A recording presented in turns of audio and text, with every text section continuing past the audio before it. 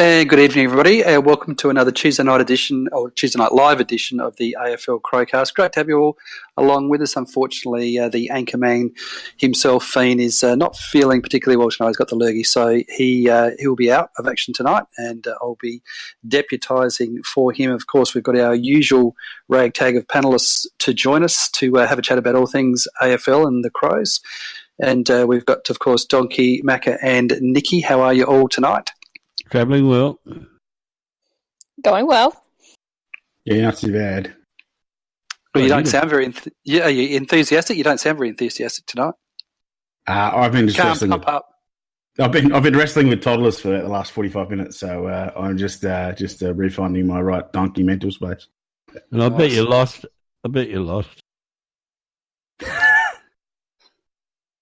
All right, it's silly season, of course, and you know it's definitely silly season when I look at Twitter just before I come on, and you've got himself, Ricky Chicken Nixon, on there talking about Daniel Taylor being traded to Geelong tomorrow. So we'll have a chat about that and everything else in the news section of the cast tonight.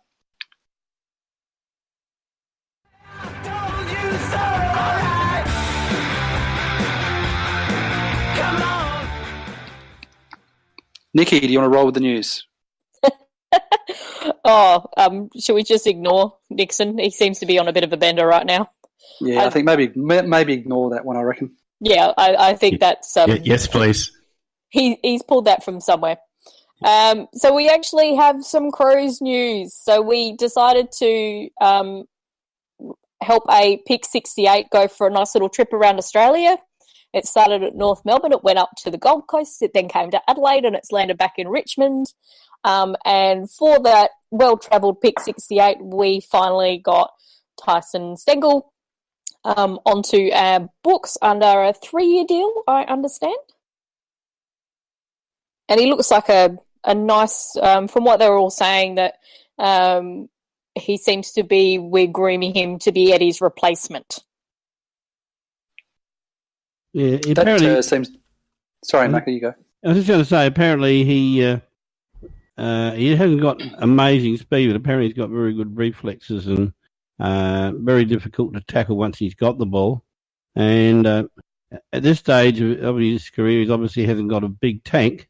So he's basically a forward pocket at the moment. Whether he'll develop into more than that over time, with a few pre-seasons with us, I don't know. But so basically, I think what Nicky said is right. At this stage, he'll be groomed by Eddie just to be a forward pocket, and we'll just see where it goes from there. He's also based the way he's admitted he's based the way he plays. He's looked at Eddie and he's tried to emulate that. That seems to be the read on him. Macca seems to struggle for a yard of pace, but very, very clever player, and buys himself plenty of time with moves. So we'll see how he goes. And now I thought it was kind of interesting. We've had the 5-minute fireman. We've now got the 2-minute teacher in Josh Franco, who decided he didn't want to look after our forwards anymore. He needed to go and concentrate on his teaching. Well, that didn't last very long because he got named as part of the Gold Coast Suns coaching panel, which is interesting because it's a development role. It's not officially one of the assistant coaching roles, so I think that might be how they're getting around that he broke a contract with us, and normally there's that. What? That is not supposed to. We may have an understanding with them, Nikki. We may do. I would quite like it if we did and something came of it, but it's a bit iffy. Doesn't smell good right now. Well, that's the hope. They also that's the picked hope, up, isn't it? Yeah, that's the hope, but we'll wait and see. They are also another AFL-controlled entity because of the stuff-ups they've made. So we had a bit of a fire sale going on at GWS. That a few players needed to be cleared out. Now, I did see somebody made a comment which was, I thought, quite interesting, was that we've had the big deals being held up, which are like Shield, etc., and I think Lobe, and But now with GWS has actually cleared out a whole lot of their large salary that they've had, there now isn't that pressure that those other clubs who are trying to get these big name players in, like Shiel, who you're pretty sure that GWS would really like to keep if they could, because he complements the rest of the other midfielders that they still do have. That they've gotten rid of that salary pressure. Yeah, I agree with you, Nikki. Or whether it's even just impacting on their trade negotiations just by not having the salary cap pressure, so they don't have to accept unders as well. The other thing too is, moving on Shiel and Scully early means that they probably can pour a bit more cash and focusing to make sure they keep Kelly and Caniglio and a couple of those other boys as well. So I think it's a strategy rather than just how weird it looks from the outside. Well, to me, from the outside, and I know nothing of the inside, so the fact that the press keep writing that they've got to clear away something like $1.5 million to $2 million of salary cap because they're going to be, otherwise they'll be in excess of it for next year. If that is actually factually correct, then I think that GWS have acted absolutely irresponsibly to end up in the position that they currently are in, where they've had a pick 1, a pick 6, a pick 7, and the total for those three players, it wouldn't buy you an airfare to bloody Melbourne. It's bloody small. It's just, I think it's quite disgraceful, and I'm sure that if Adelaide did that, we'd probably be seen as tampering with the draft. My question is, what's the AFL doing? That they're the ones who monitor the salary cap. They're the ones who have a look at all the contracts. They know all the contracts. Every contract has to go through AFL House. It gets ticked off there. Of course, they know there's some bonuses or things like that, so that makes your salary cap a bit fluid. And then you have to do the reporting back to the AFL. And the AFL allows you a 5% little leeway. You can undersell, you can underpay by 5% 1 year over by 1 year, but you have to be under by that 5% the following year. If it's got to that stage that it's $2 million at least, where's the AFL actually in this and not monitoring, and where's the fines for GWS? That's exactly my point. That was the whole point, Nikki. Yeah. Well, the only sort of rider on that, I think, is were they going all in to win a flag over the last couple of years? And I think they probably were. And this year was probably their year. But they were crippled by injuries all the way through it and never quite got together. And I reckon they've just slipped through the winds.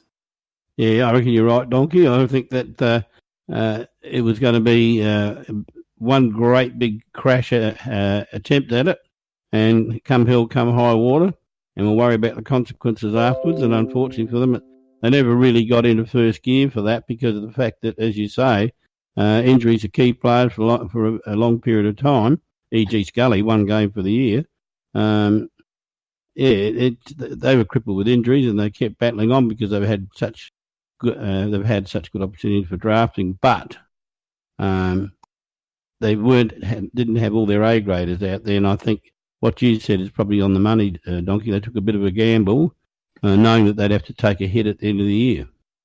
Shall we just switch it back to the Crows for a moment? What do we think our draft position is going to look like? I think that we probably all agree that we're done in terms of players, unless we have to trade out Daniel Tarley tomorrow. Other than that, I think we're pretty much... somebody else as well?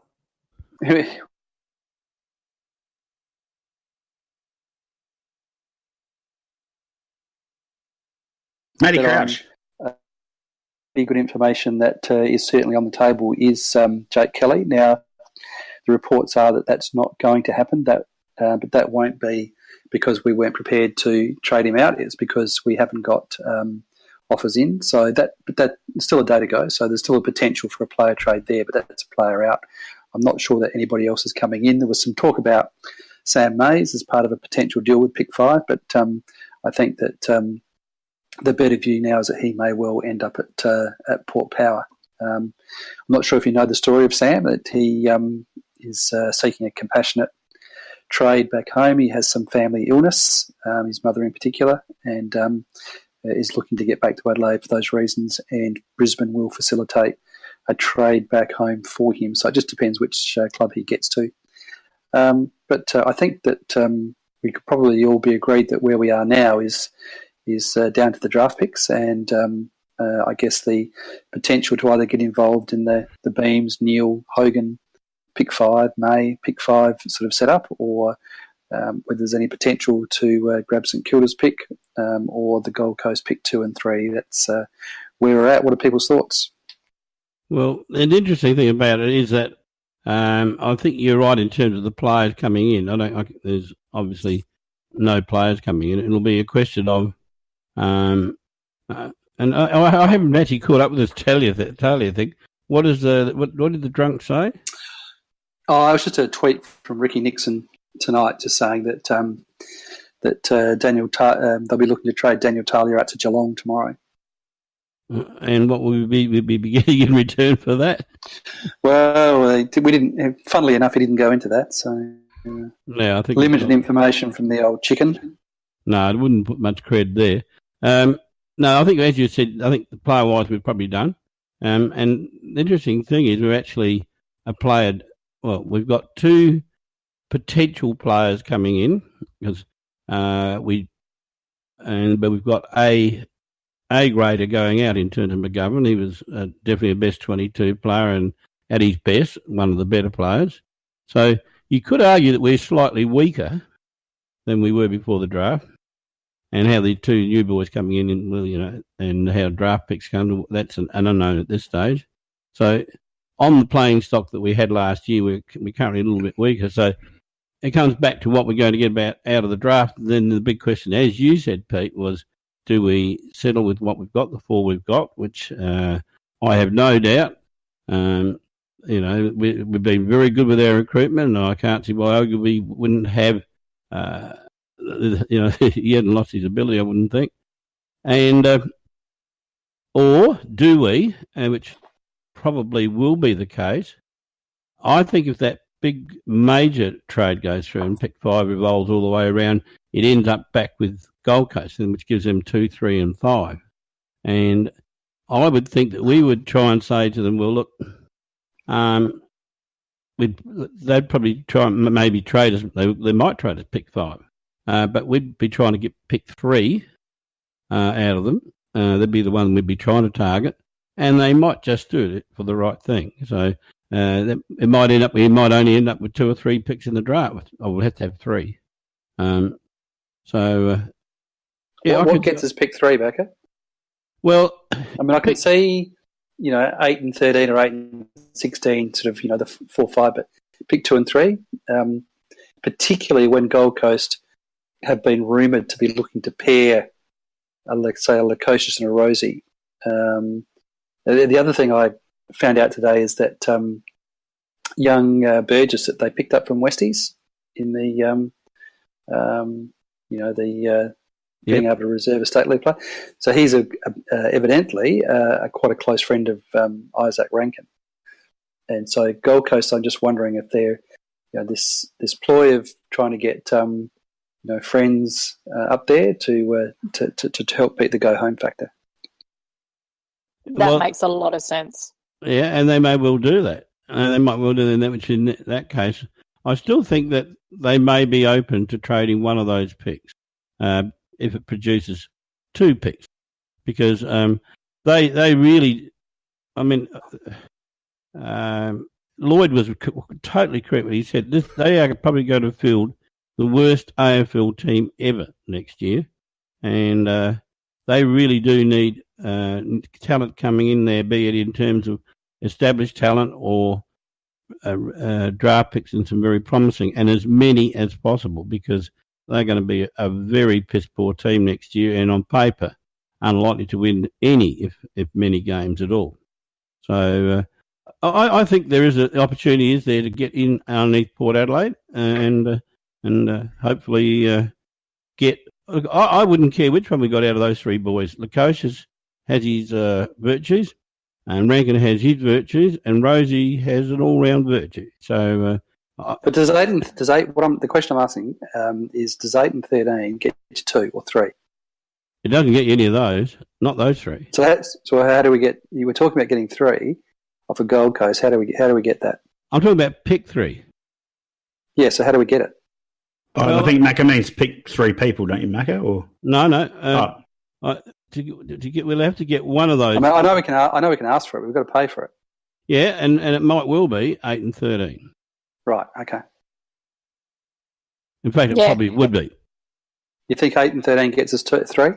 No. I don't know. I'm just asking. It might be 8, 13 and 21. But, I don't know that I like that. Well, I feel like there's too many pieces for one piece back in. Well, and that's what you have to weigh up. And, thank God it's not me, because part of me says, don't trade. I'm happy with what we've got because we'll end up with 4 good players. And then I see those 3 South Australian boys, and they are all very, very good players. And I'd be amazed if they didn't fire, and end up being very good players long term. So the other part of me says, well, if we could get it for 2 draft picks, I would do it. 3, then I can understand why Donkey reacted as he did, because you cut himself pretty fine. And I don't know how they're thinking. I don't know anybody. The Crows are very quiet. I don't know anybody knows what they're thinking. And I think they're very much, I suspect there would be a lot of meetings going on probably right now between Hamish and Justin Reid and the rest of our list management committee, and going through what they've heard, what they think the deals are likely to come down to tomorrow. Can we help any of those deals to get something back that we want? Or are we going to be satisfied to sit, wait, maybe wait and see if anybody approaches us regarding draft trading picks during the time, or go to the draft night with those 4 picks, essentially the first round picks. And I get the impression that that's what might happen with the way that Reid spoke at the Connor Sports breakfast, where he said, "Oh, you've got pick 8 and 13," and he piped up, "Yeah, we've got 16 and 21 as well." And he had a little bit of fun regarding it, but he kind of gently reminded, no, we've got 4. We've got 4 picks. We don't just have 2. We've got 4 we can play around with here. He was subtly letting everybody else know what we had to play with. Yeah, and 4 picks all higher than what we took Matt Crouch with. That's correct. Yeah. And I just think, for me, I trust Hamish with whatever he's going to do. He has runs on the board. To give him 4 first-round picks, I mean, it's just like, holy crap, what's he going to do? Because he's really good at pulling the specials out. I would like to see that happen, but I also have liked what Justin Reid has done with this year's draft picks. He has been good this year. No argument this year. The interesting thing also is in all of this, of course, is the order of selection and the players and how that's reflected with the players and who the clubs are after. I mean, there's been speculation as to Gold Coast whether they want the King brothers or whether they want the South Australian lads. They end up with 2, 3, and 5. They could get all of Lukosius, Rankin, and Rosie and get them all up there. Scary thought. So it'd be interesting to see whether how the trading reflects the players that they want. Because if they want the King brothers, then they're not going to be probably too fussed about moving down a little bit, because there's no way in the world we'd take those guys ahead of the South Australian lads. So interesting to see how that plays out and the actual players that they want. Just to add to what you said then, Pete, was the fact that the Port Adelaide list manager coming out and making the comments quite openly, which I was absolutely startled that he did, that that we'll let the Gold Coast take him, that we'll have a crack at him after a couple of years, and he's trying to. Apparently, they're trying to say now that he said in jest, but I've seen the interview. I've seen the interview live, and not going to say live, on tape, and he wasn't jesting. I think he was deadly serious, and And On I on reckon that just saying matter, what we all think. did Reed say it earlier as well? Because I saw a report initially that Reed had said it, and then later on people were going, "Oh, Chris Davies said it." And I've seen Chris Davies say it, but I haven't seen Reed say it. Reed's actually been very, very careful not to say anything wrong because he got the blame in the first time we had a crack to get Gibbs, and that was actually quite unfair, really, because Carlton pretended they'd never heard about it, which was absolute crap because they had been communicating or been trying to communicate non-stop with Carlton without any response from them. But because he got such a public lambasting at that time for allegedly opening his mouth when he shouldn't have, I noticed that Reed is very, very hard to get anything out of it all at the moment. So he certainly hasn't said that, Nicky. One little bit of information that I did come across, and as you know, we don't on the CrowCast always get a lot of information, but by and large, when we do get some, it's generally pretty good. And I did happen across some information that in this trade period, there's been a lot of speculation about what we're doing about our ruck stocks and why we aren't going after a ruckman. The info that I got was that we certainly are in the market for a ruckman. We are particularly targeting a ruckman, but here's a ruckman that comes out of contract at the end of next year. And so a lot of a significant part of the groundwork is being done in this trade period to secure the services at the end of the 2019 season in that trade period. So keep your eye out for that one. I'm under threat of death for giving out the name, so I won't. But suffice to say that I'm pretty confident that we are a long way down the track of securing the services of a ruckman that's running around playing league footy this year and next, and he'll be a very good acquisition to our side. I was going to say, Pete, you're a man of pretty high standards. Would you be happy with what we're talking about? Yeah, absolutely. Be a very good addition to our side. He'll be a player that for a ruckman is still relatively young, and by the time he gets to us for the 2020 season, he'll be right in his prime. So I'm happy with that, and so we'll watch that one with interest. We have pretty much interest. Do you think we'll take it? What about in the draft itself? Do you think that we would either in the draft or in the rookie draft take a ruckman at all? I don't think we would. I was thinking Fort from Centrals. I don't. Well, maybe in the rookie draft, possibly. But don't forget, we've still got a number of players on the rookie list. I mean, Nicky, you know better than me, but we've still got Cam Ellis-Yolmes on the rookie list. Lockie Murphy, I think, is still on the rookie list. Yeah. And three we have. So we've got Hunter has to come off, though. Yeah. Because he's been on the rookie list for 3 years. So if we keep him, he's got to go onto the main list. No, I don't. Which I think is why we've been having some funny buggers. That pick 68, even though we had 72, was a really weird thing for us to do. So we've still got those two very, very late picks, which if we're going to upgrade a rookie, we nominate it and it goes to one of those picks. But are we going to have? I think there might be something doing there. I'm not sure whether it will be Hunter. I don't know if we'll have the room, and I mean, I think we need to, depending if we keep Cheney and Signorello, we're going to have. I don't think we're going to keep Signorello. No, because I don't think we're going to keep Cheney either. I think Cheney. Why we haven't heard anything about Cheney is with Jake Kelly being on the market. On the block, yeah. If he went, I was pretty sure Cheney was going to get a year contract. That was security. Because if we assume that, let's just say we assume those two players were staying on the list, that meant that we had 6 spots, 2 of which have been taken up by McAdam now and Stengel. So that leaves us 4. Mm-hmm. And so we're not going to go late into the draft.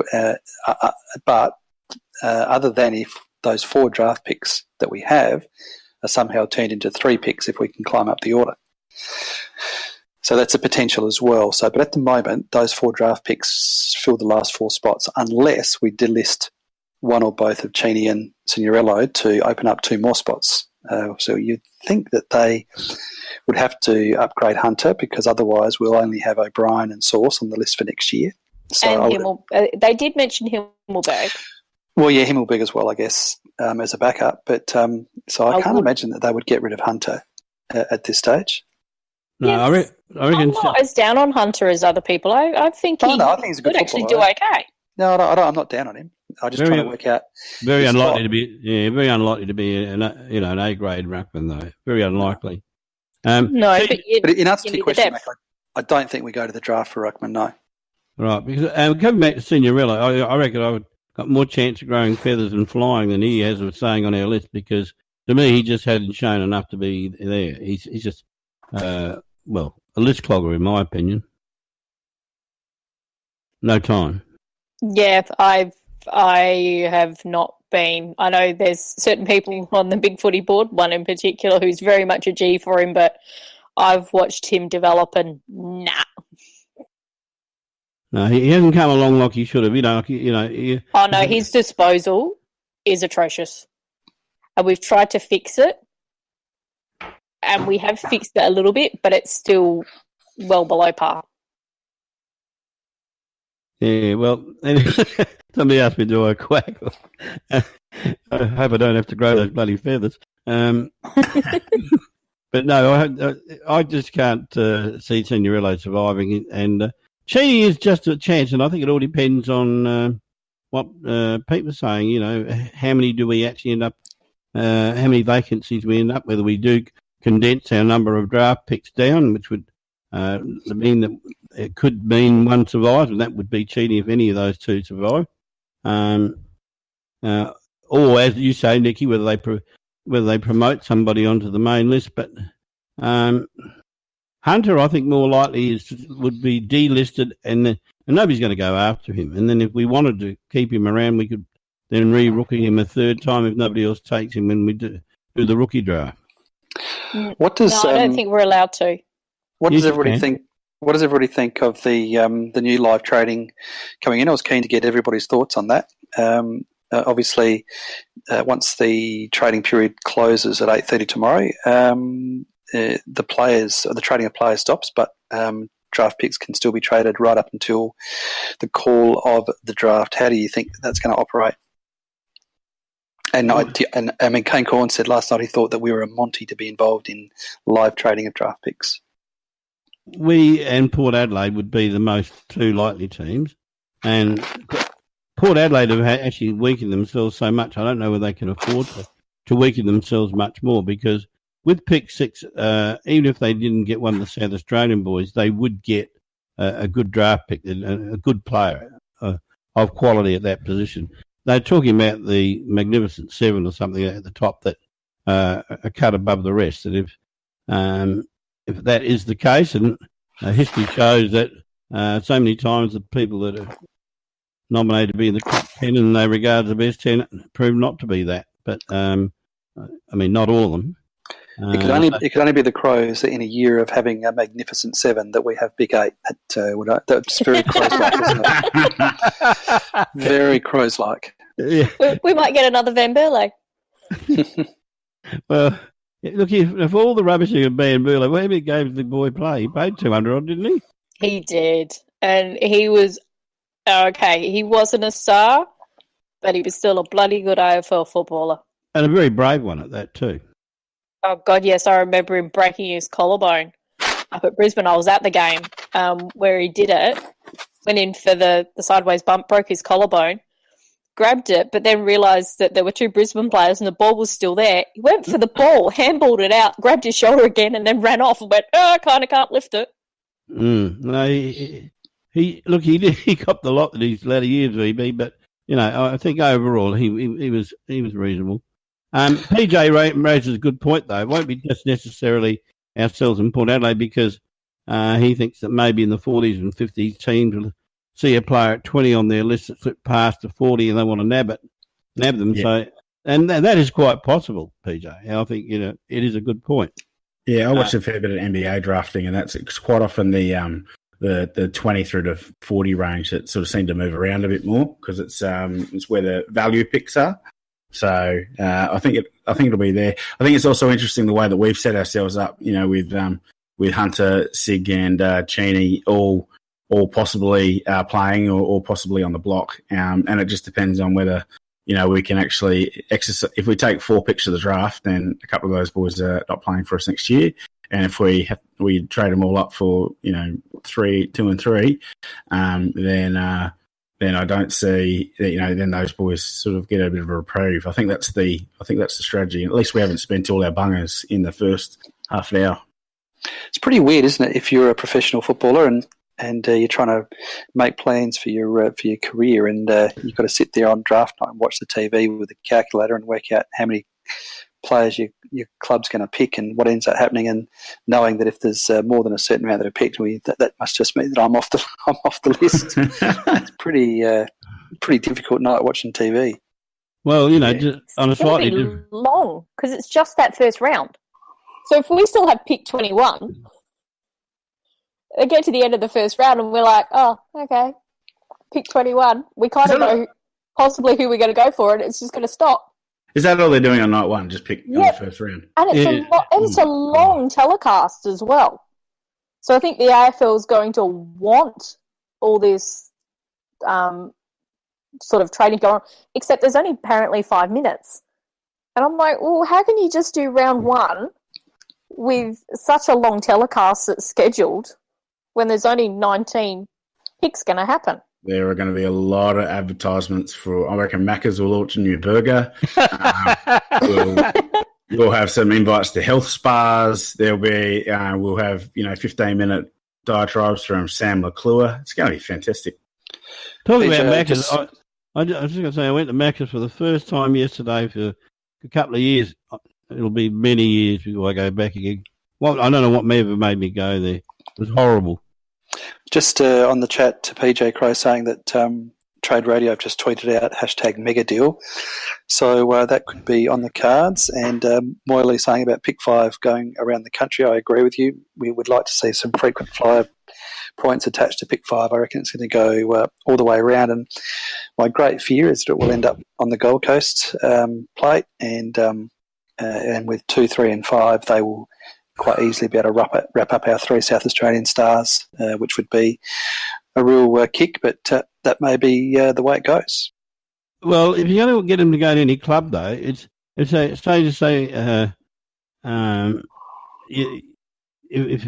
whole 3 of them go to the one club, you wouldn't want it to be Essendon, or you wouldn't want it to be Hawthorn or a good club like that. And then if they're going to go to the Gold Coast, you've got a reasonably good chance of getting at least one of them back, in my opinion, anyhow. The question was asked what I got at Macca's. That great big thick bloody burger, whatever it's called. The thick burger. No, the Angus burger it was. Angus burger. Oh, yeah. Piece of shit. Yeah. Nah. Look, if you're going to go to Macca's, it's the double quarter pounder. You need that. You need the ketchup and mustard and the pickles there, because they've. I'm pretty sure they've got where.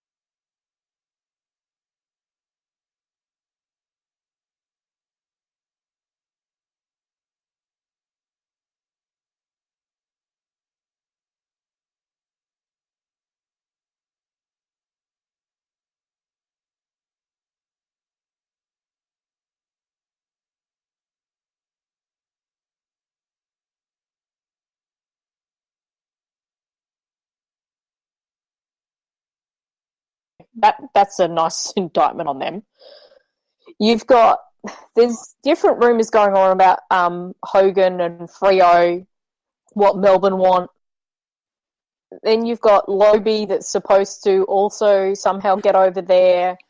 You've got the issue with Tim Kelly from Geelong. You've got the Neil to Brisbane, and they're both kind of balking at that. You've got Shield that somehow has to get to Hawthorn. Well, I think the mega deal is going to be made down to Melbourne, and they'll send Hogan across to Fremantle.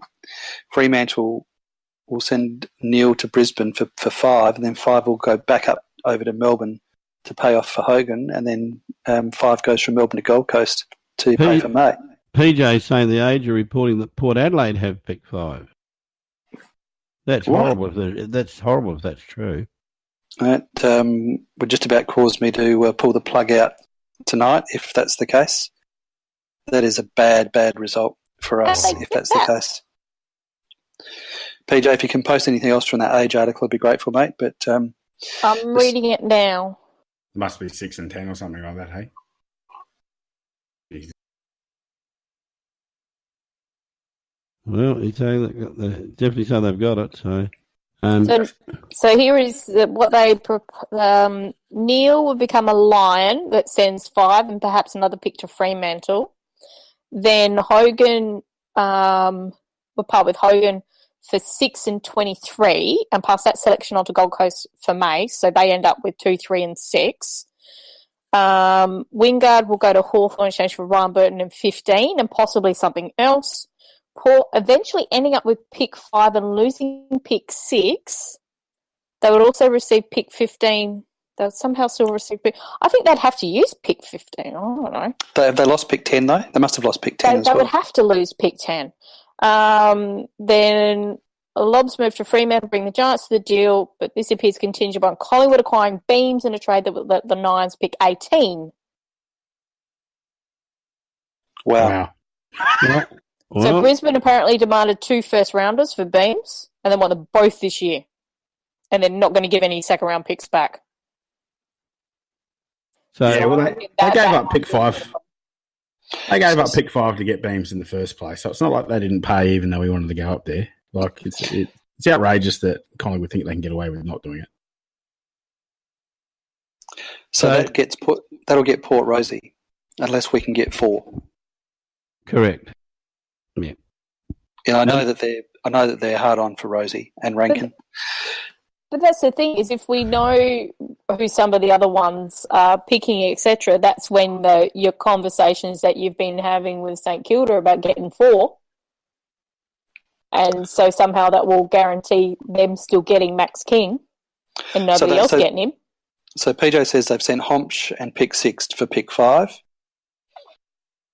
God almighty. So I assume they keep pick 10.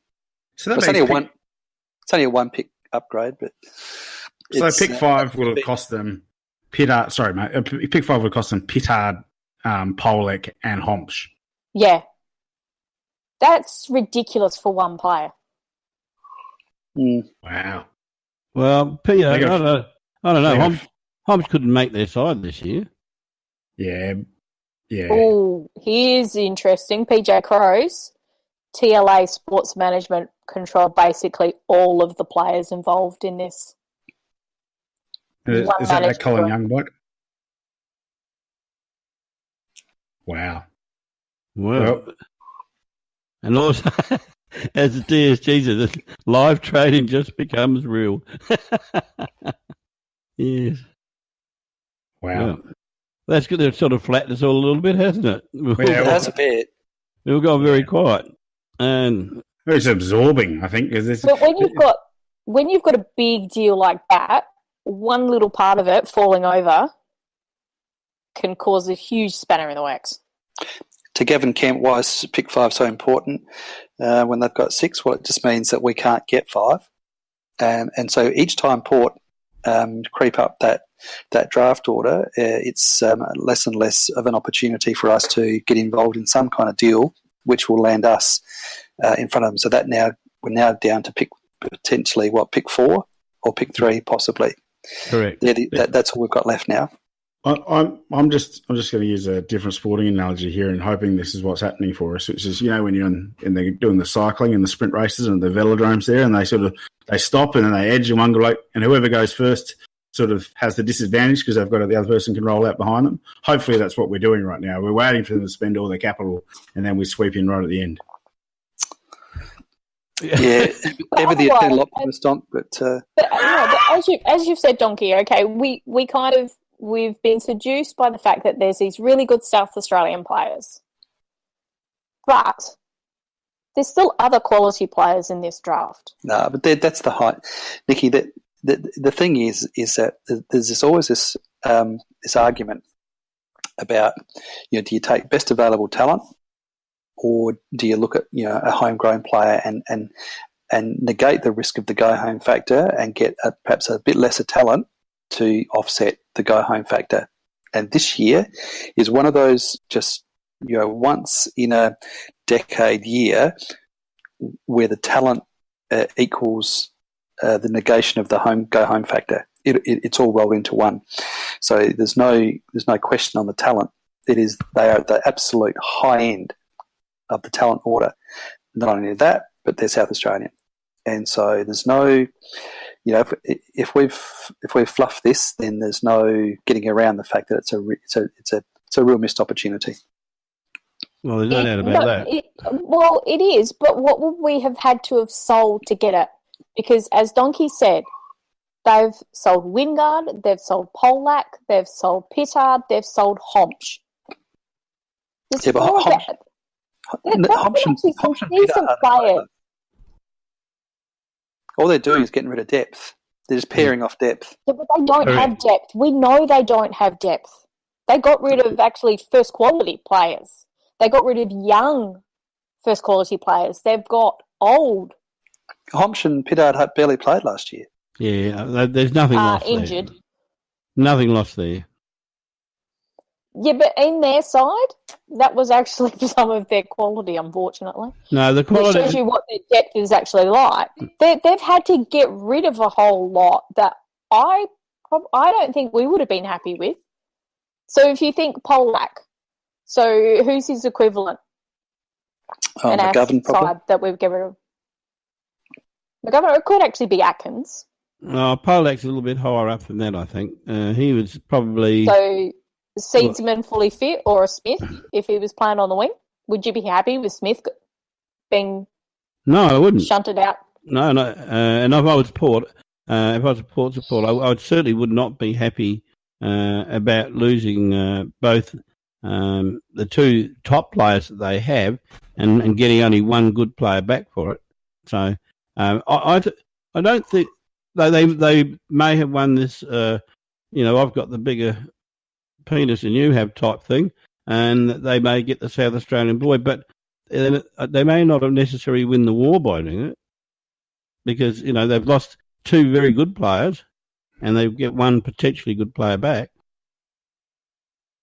Yeah, and that's the way I'm looking at it, is that we're going to be kind of like if this does eventuate, going, oh my God, they're beating us and everything else, because we see that, this is our competitor within our own home state. But we're aiming to get back in a grand final and to win it and to do it next year. Yeah. So I'm looking at that bigger picture.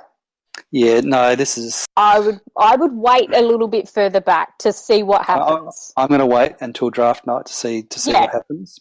But I'll tell you what, if we're within, and we are in striking distance, because at the end of the day, our hand wasn't particularly worse than Port's, and they've been able to do two trades, one to get themselves into 5, and then they've been able to get themselves into 6, and then they've been able to get themselves into 5, and we've done nothing. So we'll just wait and see. We'll keep the powder dry. I mean, we've got until draft night, but I will be bitterly, bitterly disappointed if we can't get that pick 4 or possibly pick 3 and get one of the South Australian lads, because all three of those kids are supremely talented kids. They are at the absolute they are top draw of talent, and they are South Australians that will stay in South Australia.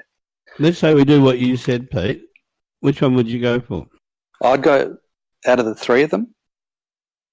Yep. Yeah, what's your ranking? 1, 2, 3. My ranking 1, 2, 3 would be Lukosius at 1. Rosie at 2, and Rankin at 3. Yeah. What the other sort of hypothetical I want to pose to everyone? So we've got 8, 13, 16, 21. If we were to trade up to pick 4, what would people be wanting to trade for that? My thoughts are that I'd be happy if we pick twice before 21. So if we spent 3 picks to get 1 pick, and then we still still have 21 in the hand, I'd actually be quite happy with that if it meant that we were guaranteed one of those 3 blokes.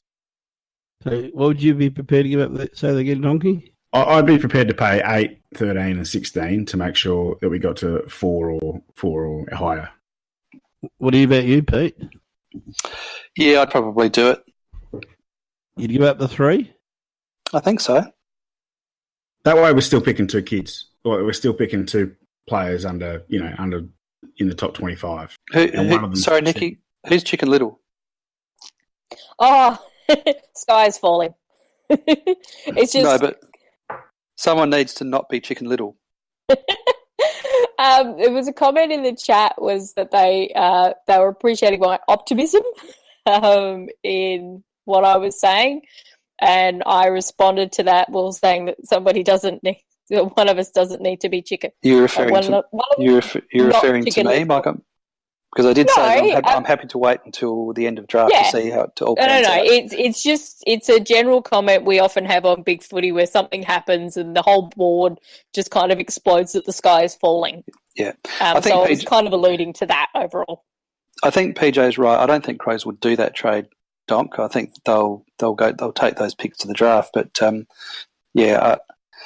think they've got a very, very strong hand now. They've got 5, 10, 15 Port. They've done very well. They've done well. You have to, but it has cost them. But I just think that some of the players that they've used, they may well not miss. So they're probably to an extent, Nicky, you're probably right. I mean, I think that even the most ardent Port supporter would accept that they're not going to be challenging next year. And we may still have another shot to fire there, but they've certainly put themselves in a very, very good position in a draft that that you want to be a part of. Well, it's certainly ordered the whole conversation of the evening, hasn't it? And they've picked up Ryan Burton as well, which is a very good pickup. Yeah. that's a big thing. I'm not that impressed with him. 5, 10, 15 and Burton. I reckon that's a pretty good haul. Anyway, look, it's 9:20, so let's get into our segments. Shall we start, Macca, with your sweets and smacks? Fiend, sorry if you're on the hop there, but if we can switch to the segments. I am a grumpy old man. That's what I am. And I really don't care who knows it. I don't vote politicians are a joke. Well, there you go, Macca. Well, everything's turned a little bit upside down, but I've got 0 sweets because there's not much happening in our world. Geez, what's that? Not much happening in our world to give any sweets out. But in terms of smacks, it's the AFL I'd like to target here, and basically it's the 2 new clubs that they brought in, which is the Gold Coast and GWS. The Gold Coast, all they've created is a great big money-consuming failure that could never, ever succeed. And, as long as my backside points to the ground, they'll never be any good. They will never be any good. And they made a massive blue when they should have given North Melbourne the ultimatum, you go to up there or else. But, people establishing sides up there, it just doesn't work. So big whack to the AFL for the big money pit they're throwing down there to create a mess that then they're going to virtually be the bye next year when everybody plays them. And also they, if I understand correctly, as Nicky was alluded to before, that they're run virtually by the AFL. This fiasco that's happening at trade time at the moment, no good at all. It's to the Victorian clubs. Some of the Victorian clubs are getting benefit of potentially very good players for peanuts, and It should never have got to that stage. You plan. Every club should be planning appropriately, and this one, if it's controlled by the AFL, well, then they have really made. I mean, if it was done by somebody other than them, I think they'd be probably having a crack at them. So the AFL is my first big smack, and the second one is not Ryan Burton, but our Burton. The man in charge of football. Is he? What? I've never heard a bloody peep out of this bastard. I mean, we've been on TV once for the year and made an absolute fiasco of himself and the club. And so, so another great big slap for him. He's still a dickhead. And that's it. Nice, Macca. And let's get into the top ball.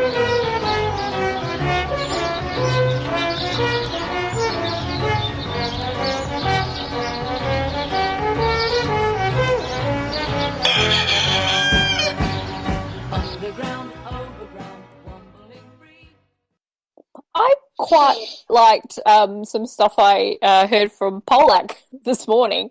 So it's not actually, he's not the cockwomble, but I think the implication of it was why he was kind of happy to go to North Melbourne, where he said, oh yeah, they're just I've just come from a club that's like a small team in a town and I'm going to another one. It's like, whoops. There's a nice little slap for Port. So I thought that was quite funny. We didn't get into it because we got some held up by all the other tests, but the new rule changes that are apparently going to speed things up. I don't think they're really going to speed things up that much. I think they're stupid, most of them.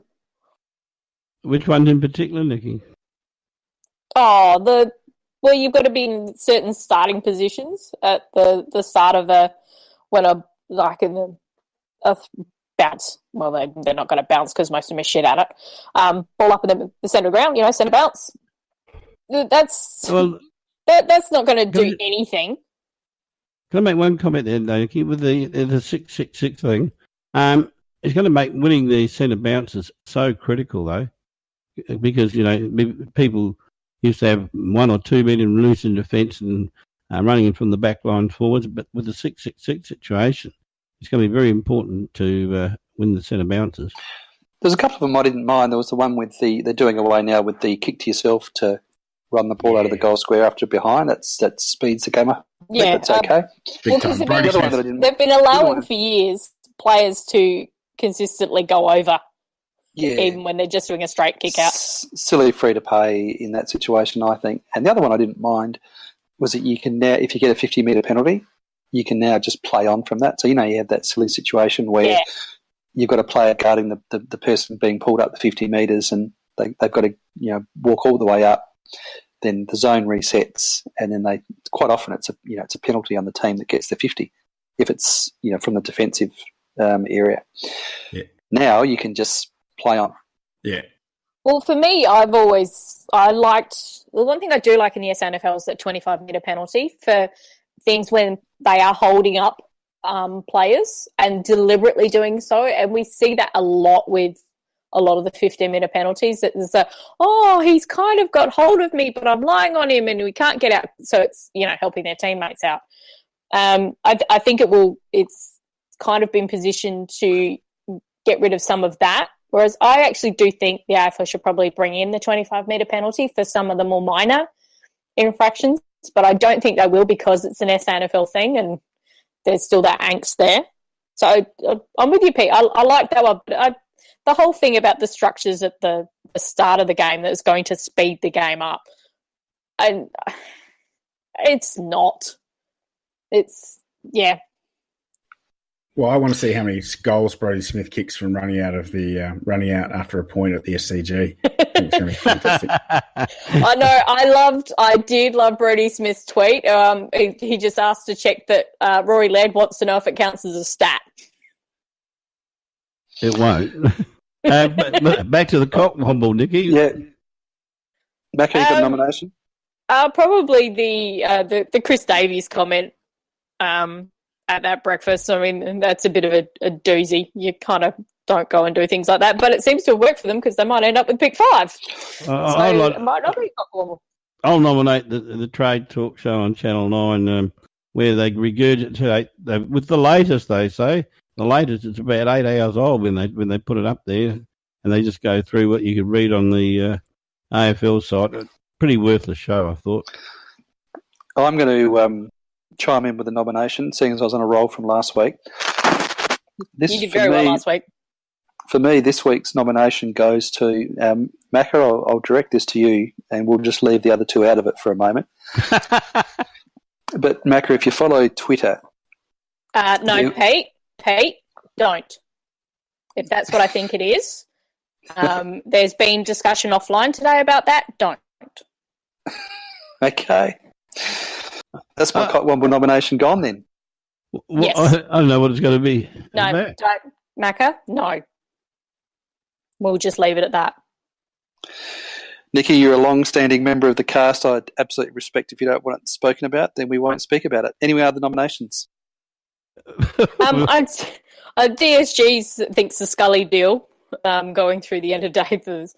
I think there's some iffy ones that have been done, but I think we'll definitely have some doozies next week because there's going to be a flurry of movement tomorrow. Yeah, I think you're right. It'll all happen. It'll all happen tomorrow. The mega deal will go down, and I guess we just hold out some faint hope that we're part of it in some way, shape, or form. Particularly, I guess as we get to closer to the draft. Yeah, there weren't too many actually cockwombles this week. Not really. Ricky Dixon might have one. Yeah, he's just always an idiot. All right, let's have a winner. God, is there? I don't think there really is one this week because they're kind of a bit pathetic. Yeah, give it to the AFL. Give it to the AFL. Why not? Yeah, we always like giving it to them. That'll do. What about the Marsh Brothers? Can we give it to them instead? Oh, Jason McClure said, McKay. Sorry, McKay. McClure. McClure, look, that is a very obvious one. Oh, he's always a cockwomble, yeah. Yeah, look, just because he is McClure, we can give it to him. Yeah. There we go. Thank you, J-Mac, for saving us. Sam McClure, come on down, you idiot. Is McClure just go with a standing Womble nomination? Whatever it is. He's the default. Yeah, he's the default. If it's not the AFL report, it's him.